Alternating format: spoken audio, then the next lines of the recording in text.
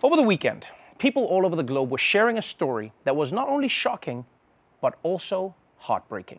There was shock and disbelief tonight after actor Alec Baldwin was involved in a fatal and apparent accidental shooting of a woman on a New Mexico movie set. Alec Baldwin seen in anguish Thursday after firing a prop gun on the set of Rust, an independent Western, killing cinematographer Helena Hutchins and injuring director Joel Souza. According to a search warrant released late Friday night, another crew member grabbed a prop gun off a cart, handed it to Baldwin, and yelled, "Cold gun," apparently unaware it was loaded with live rounds. A safety bulletin for the industry says live ammunition is never to be used, except for the very rare occasion, which did not appear to be the case for the movie Rust. So if indeed it was a live round, where did that live round come from? How did it get into the gun? Now the nation is asking, how could something like this happen? Today, investigators are trying to determine how in the world a prop gun, which is supposed to be loaded with blanks, killed one person and injured another. Okay, maybe I'm an idiot, but I don't get this. Like, why do they need to use real guns to make a fake thing? Because Hollywood movies love using the fake version of real things for everything except guns. Like in Hollywood, they've got fake everything. They've got fake tigers, they've got fake houses, they've got fake diversity and inclusion initiatives, but then when it comes to deadly weapons, suddenly they're like, let's get a real gun and see what happens. Yeah, you know, switch things up. It makes no sense to me. Live gunfire is something that should have been phased out of movies a long time ago, like blackface. But I guess Hollywood has a history of moving slowly on innovation. I mean, shit, it was only a few years ago that they found out that women could be over 33. And what makes the story even worse is that usually there are a lot of safety measures in place to make sure that this kind of thing doesn't happen. But it sounds like this movie set didn't take safety that seriously.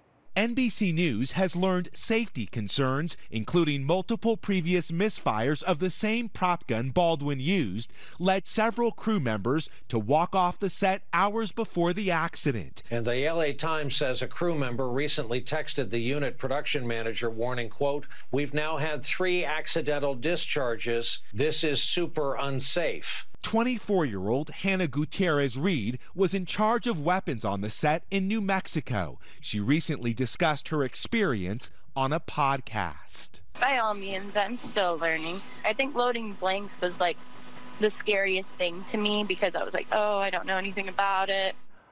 Okay, that is not something you ever want to hear from a person in charge of your guns. And it's also a good reminder to never go on the ominous foreshadowing podcast with Zach and Kyle. I mean, this gun misfired multiple times and still was allowed on set? How is that possible? Like, was this gun's dad the producer? Now, reportedly, one of the reasons that this might have happened is because the production didn't want to spend the money on firearm safety experts. And guys, look, man, if you don't have the budget to pay for gun safety for your gun movie, then maybe you shouldn't be making a gun movie. Make a different movie. Like, I don't know, a cooking movie. Or maybe a movie about how 2 people aren't really meant for each other, but actually are. Just do one more of those. Because it is absolutely unnecessary for anybody to lose their life for a pretend thing.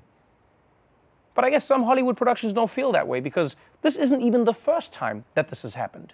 Tragedy has struck before on a set at the hands of a prop gun. In 1993, Brandon Lee, son of the martial arts icon Bruce Lee, was killed at the age of 28. He was on the set of the film The Crow. That was after an improperly loaded Smith & Wesson fired while filming. And back in 1984, on the set of the TV series Cover Up, the actor John Eric Hexum died from an accidental self-inflicted prop gunshot. He was just 24 years old. Yeah, you see, it's happened before.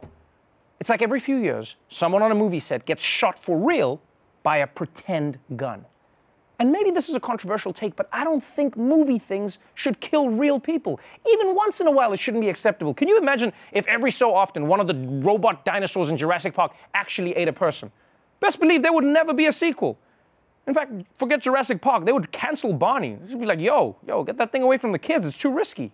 Look, people, this is a mistake that never should have been made. It's a life that never should have been lost. And hopefully, it's a tragedy that never happens again.